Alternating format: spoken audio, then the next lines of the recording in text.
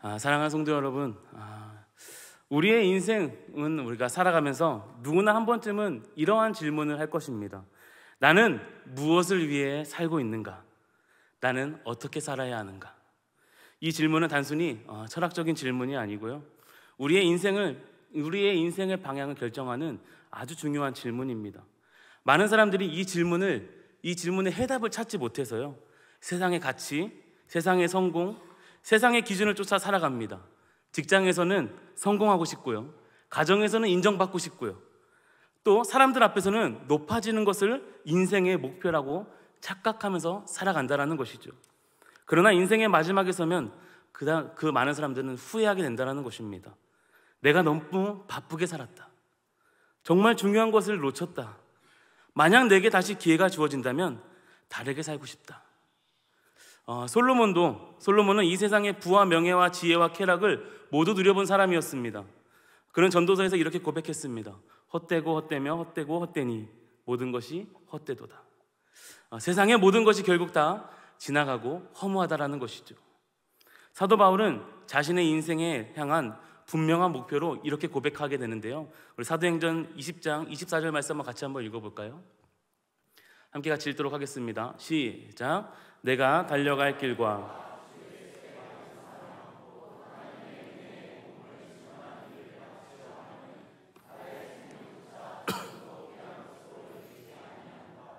아멘. 사랑하는 성도 여러분, 세상은요 끊임없이 우리에게 이렇게 속삭입니다. 더 많이 가져라, 더 높이 올라가라, 더 인정받아야 더 행복해질 수 있다, 이렇게 우리한테 끊임없이 이야기한다는 것이죠. 그러나 하나님은 우리에게 이렇게 말씀하십니다. 오직 믿음으로 살아라, 사랑하며 살아라, 말씀을 따라 걸어라, 이렇게 말씀하신다는 것입니다. 인생의 참된 승리는 돈도 아니고요, 세상의 높아짐도 아닙니다. 오직 믿음이 세상을 이기는 것입니다. 믿음의 인생이 참된 성공이고요, 그리고 이 믿음은 세상으로 열매를 맺을 때 진짜 믿음이 된다는 것입니다. 오늘 이 질문 앞에 우리는 다시 서야 합니다. 나는 무엇을 위해 살고 있는가? 나는 무엇을 붙잡고 살아가고 있는가? 혹시 지금도 세상에 인정받기 위해 애쓰고 있지 않으십니까? 혹은 아직도 세상의 성공이 나를 만족시켜줄 거다라는 그런 착각 속에 있지 않으십니까? 사도 요한은 요한일서에서 사랑을 강조합니다. 그리고 그 사랑의 근원이 믿음에 있음을 오늘 마지막 장에서 선포하고 있습니다. 믿음으로 살아가는 자만이 세상을 이기는 자라고, 믿음이야말로 인생의 참된 승리다라고 말씀하고 있습니다. 오늘 금요일 이 밤에 우리는 세상을 이기는 믿음이 무엇인지, 사랑으로 살아가는 삶이 무엇인지를 한번 깊이 있게 묵상하면서 오늘 말씀을 나누기를 소망합니다. 우리 1절 말씀 한번 다시 한번 읽도록 하겠습니다. 1절 말씀 함께 같이 읽습니다. 시작. 예수께서 그리스도이심을 믿는 자마다 하나님께로부터 난 자니 또한 나으신 이를 사랑하는 자마다 그에게서 난 자를 사랑하느니라. 아멘. 하나님께로부터 난 자, 곧 하나님께로부터 다시 태어난 자는 분명한 증거가 있습니다. 그것은 예수 그리스도께서 그리스도이심을 믿는 믿음이다라는 것이죠. 여러분, 세상에서 가장 중요한 질문이 이것입니다. 나는 예수께서 그리스도이심을 믿고 있는가? 라는 그런 질문입니다. 여러분, 이 질문 앞에 여러분 어떻게 대답하시겠습니까? 나는 예수께서 그리스도이심을 진심으로 믿고 있는가? 이 질문에 대한 대답이 내 인생의 영원한 인생을 결정한다라는 겁니다. 예수께서 그리스도이심을 믿는다는 것은 단순히 지식이 아닙니다. 그것은 내 삶의 주인이 예수님이 되어야 된다는 것입니다.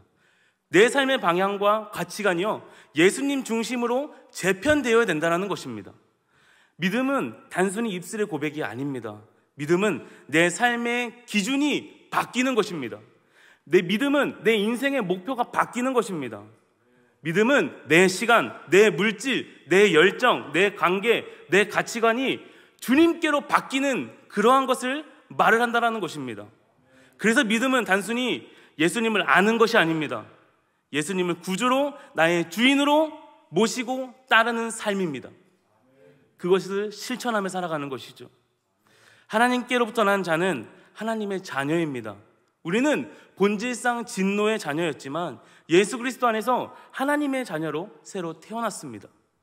이 정체성이 우리를 세상과 다르게 만드는 그런 방식이다라는 것이죠. 우리는 더 이상 세상의 가치에 붙들린 자들이 아니고요, 우리는 더 이상 세상의 평가로 우리의 가치를 결정짓지 않는다라는 것입니다. 우리는 하나님께서 사랑으로 나온 자녀이고요, 그 사랑 안에서 우리가 살아가는 존재들이다라는 것입니다. 이 정체성이 우리를 세상 속에서 믿음으로 살게 하는 것을 우리가 믿음으로 나아가시길 간절히 소망합니다. 그리고 하나님을 사랑할 수 없는 자는 당연히 형제를 사랑할 수 없다는 것도 우리가 기억하시길 바랍니다.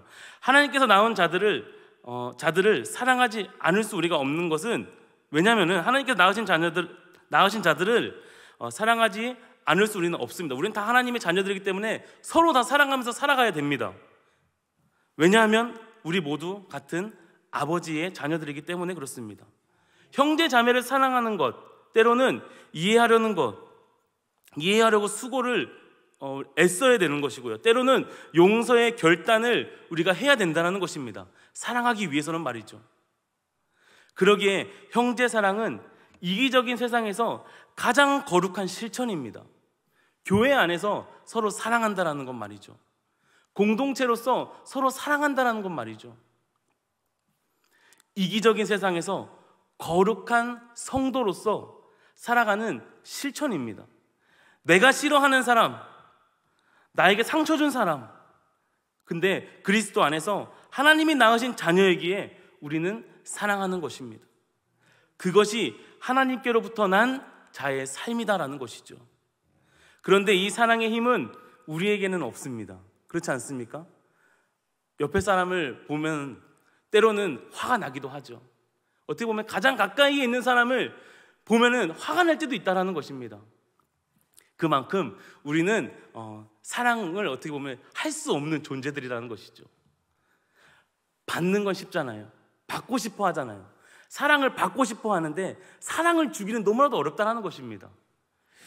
그런데 이 사랑은 우리의 힘으로 할 수 없다는 것입니다. 오직 하나님께로부터 난 자만이 성령의 도우심으로 이 사랑을 실천할 수 있습니다. 그러므로 우리가 날마다 하나님께 이렇게 기도해야 되지 않겠습니까? 주님이 사랑하시는 사람을 제가 보게 하시고 주님의 사랑으로 사랑할 수 있도록 인도해 주시옵소서. 그러한 고백이 우리 가운데 있어야 될 줄 믿습니다. 이 사랑의 삶은 단순한 선택이 아닙니다. 하나님께로부터 난 자의 필연적인 증거임을 우리가 잊지 말아야 하면서, 하나님의 사랑 입은 자는 그 사랑을 나누며 살아가야 함을 우리가 삶 속에서 실천하며 살아가야 된다는 것을 우리가 잊지 말아야 합니다. 그렇다면 하나님께로부터 난 자의 삶에는 분명한 증거가 있습니다. 그 증거는 바로 믿음이고 또 다른 확실한 증거가 있습니다. 바로 사랑의 실천이다라는 것이죠. 근데 이 사랑은 단순한 감정이 아니라요, 구체적인 순종으로 나타나야 된다는 것입니다. 하나님을 사랑하는 자가 어떻게 살아가야 하는지, 또 사랑의 구체적인 모습이 무엇인지를 우리가 살펴보기를 소망하는데요, 우리 2절부터 3절까지 있는 말씀 다시 한 번 더 보도록 하겠습니다. 2절 3절 말씀 같이 읽습니다. 시작. 우리가 하나님을 사랑하고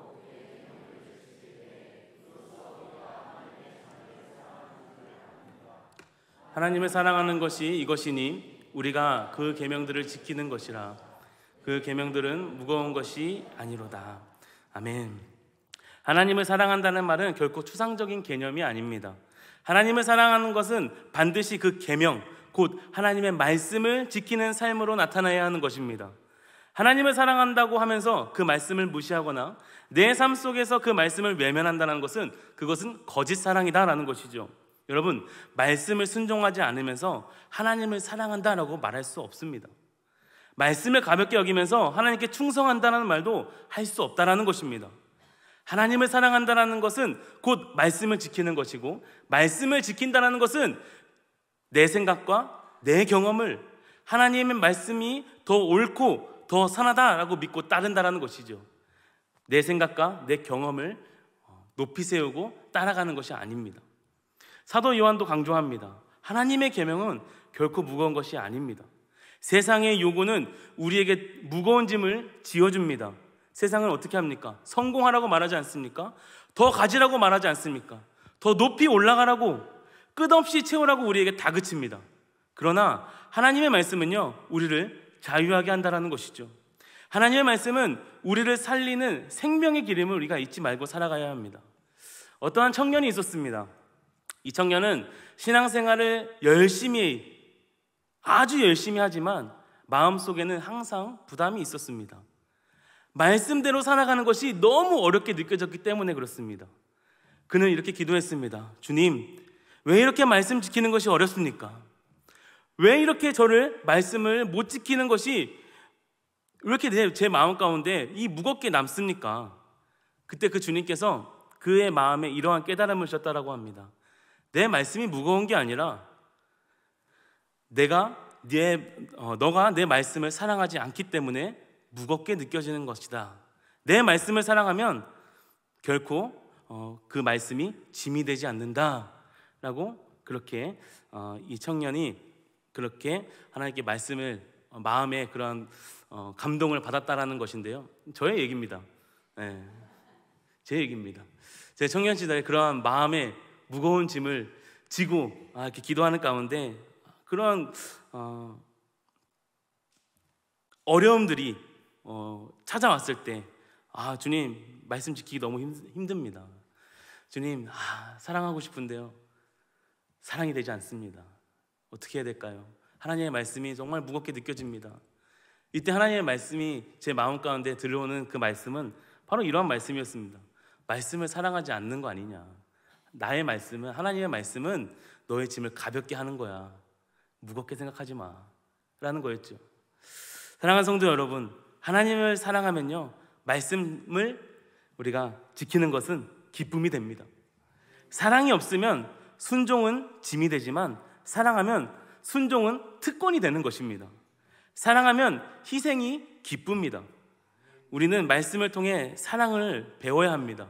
오래 참는 사랑, 온유한 사랑, 진리와 함께 기뻐하는 사랑, 불의를 미워하는 사랑을 우리가 말씀 안에서 배워야 한다는 것입니다.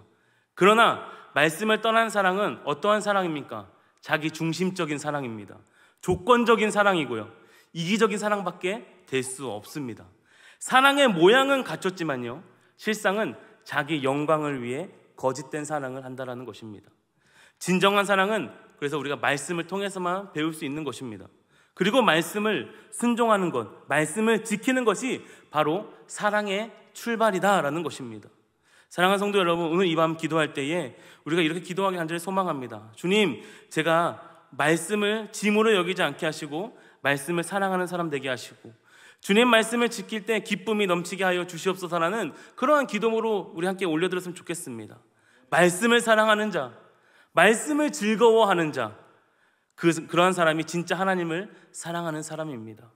이 밤 말씀을 사랑하며 말씀을 지키는 믿음으로 다시 서기를 간절히 소망합니다.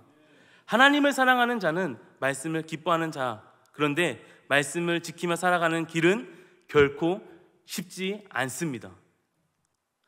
세상은 끊임없이 우리를 흔들 겁니다. 믿음을 포기하라고요. 그렇게 유혹할 것입니다. 그렇다면 우리는 어떻게 세상의 유혹을, 그 시험을 이길 수 있을까요? 사도 요한은 세상을 이기는 길은 분명하게 말해주는데 바로 그것은 믿음이라고 합니다. 계속해서 세상을 이기는 믿음에 대해 살펴보려고 하는데요, 우리 4절 5절 말씀도 한번 같이 읽도록 하겠습니다. 4절 5절 말씀 같이 읽습니다. 시작.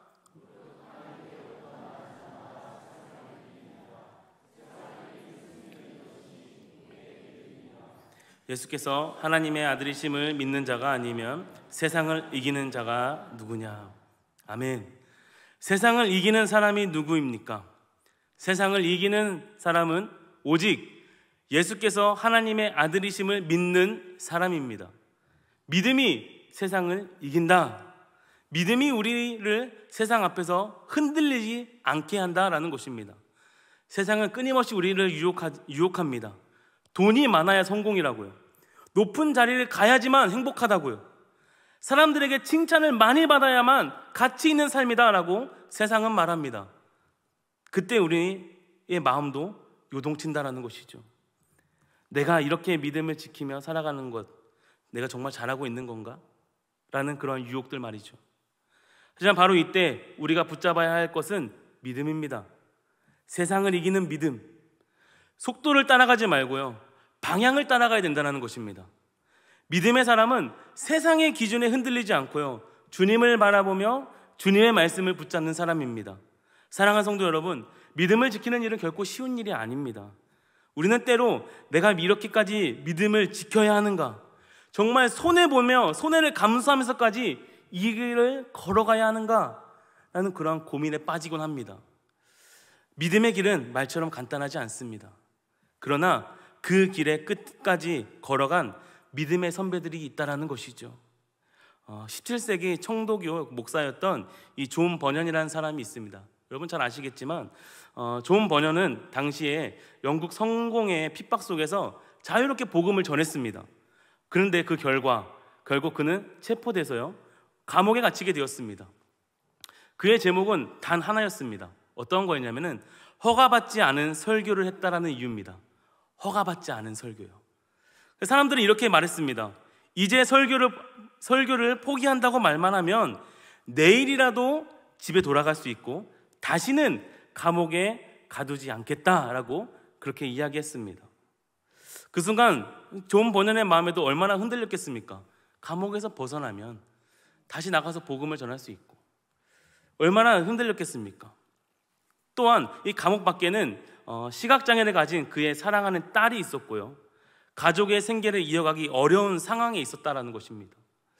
만약 설교를 포기하면 그는 아버지로서 그리고 남편으로서 가족을 지킬 수 있었습니다. 하지만 이 존 버너는요, 세상의 자유보다 복음 안에서의 순종을 더 소중히 여겼던 사람입니다. 그는 고백합니다.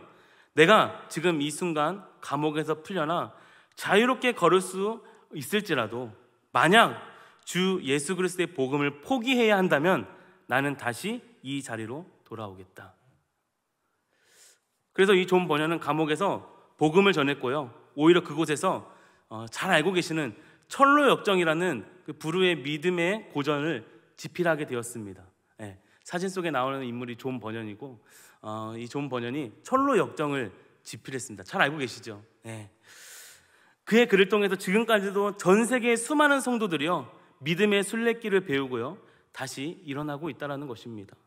사랑하는 성도 여러분, 세상을 이기는 믿음은 세상의 유혹 앞에서 끝까지 주님을 붙잡는 믿음입니다. 믿음의 사람은 세상의 속도에 따라가지 않습니다. 믿음의 사람은 세상의 박수에 흔들리지 않습니다.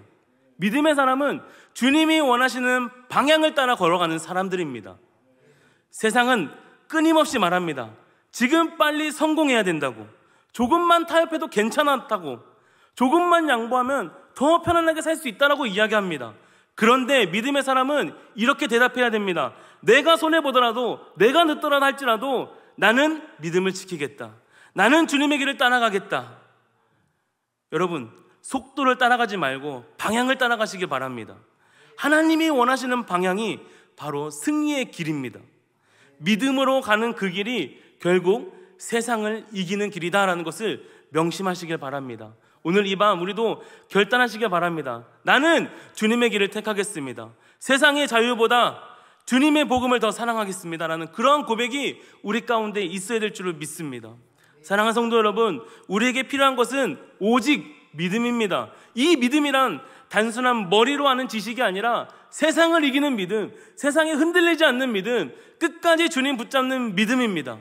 이 믿음은 하루아침에 세워지는 것이 아니라 날마다 말씀 앞에 서야 되는 것이고요, 날마다 기도해야 되는 것이고요, 날마다 하나님과 동행하면서 훈련을 통해서 자라나는 믿음입니다.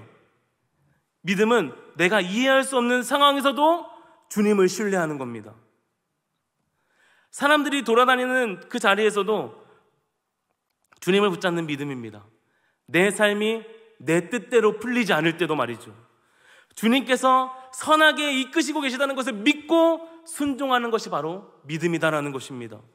세상은 끊임없이 우리의 시선을 흔들지만 이 믿음은요, 우리를 끝까지 주님을 붙잡을 수 있도록 도와준다는 것입니다. 세상을 이기는 믿음은 주님이 이미 승리하신 것을 믿고 따르는 믿음입니다. 우리 스스로 세상을 이기는 것이 아니라 주님께서 이미 승리하셨기 때문에, 주님께서 이미 이기셨기 때문에 그 믿음 안에 거할 때 우리가 승리할 수 있는 것입니다. 사랑하는 성도 여러분, 이 믿음이 오늘도 승리하며 살아가는 그런 소망이 되기를 간절히 소망합니다. 세상을 이기는 믿음, 주님을 끝까지 붙잡는 믿음이 우리를 승리하게 한다는 것입니다. 그렇다면 이 믿음이 흔들리지 않도록 우리는 무엇을 해야 될까요? 사도 요한은 하나님의 증거가 우리 안에 있어야 된다라고 강조합니다. 하나님의 증거, 그리고 영생의 확신에 대해서 우리 함께 보도록 하겠습니다. 우리 9절 말씀도 한번 같이 보도록 하겠습니다. 9절입니다. 시작. 만일 우리가 사람의 증언을 받을진대 하나님의 증거는 더욱. 아멘. 아멘. 사람들은 종종 그 사람의 말에는 쉽게 마음의 길을 열고 기울이지만 정작 하나님의 말씀 앞에는 망설이고 의심하는 경우가 종종 있습니다. 그러나 하나님의 증거는 세상의 어떤 말보다 더 분명하고요, 더 권위 있고요, 더 신실할 만한 것입니다. 신뢰할 만한 것입니다. 하나님의 말씀은 영원히 변하지 않고요, 그분의 증거는 시간이 지나도 결코 흐려지지 않는다라는 것입니다. 하나님의 증거는 바로 그 아들 예수 그리스도에 관한 것입니다. 하나님께서는 단순히 말씀으로만이 아니라 구체적인 역사의 사건을 통해서 그의 아들 예수 그리스도를 이 땅에 보내셨고, 그분이 유일한 구주이심을 친히 명확하게 증거하셨습니다. 하나님께서는 십자가와 부활이라는 결정적인 사건을 통해 예수 그리스도께서 죄인을 구원하기 위한 유일한 길이라는 것을 입증하셨다라는 것입니다. 그리고 예수님을 믿는 자는 자기 안에 이 증거를 가지고 있습니다. 성령께서 우리 안에서 예수님이 구주이심을 확증해 주신다라는 것을. 하나님을 믿지 않는 자는 하나님을 거짓말하는 자로 여깁니다. 곧 하나님께서 분명히 보여주신 그 아들의 그 증거와 구원의 약속을 의도적으로 거부하고요, 불신하는 것입니다. 하나님께서 친히 세우신 진리의 말씀을 받아들이지 않는 것은 하나님을 신뢰 없는 분으로 만드는 중대한 불신앙의 태도입니다.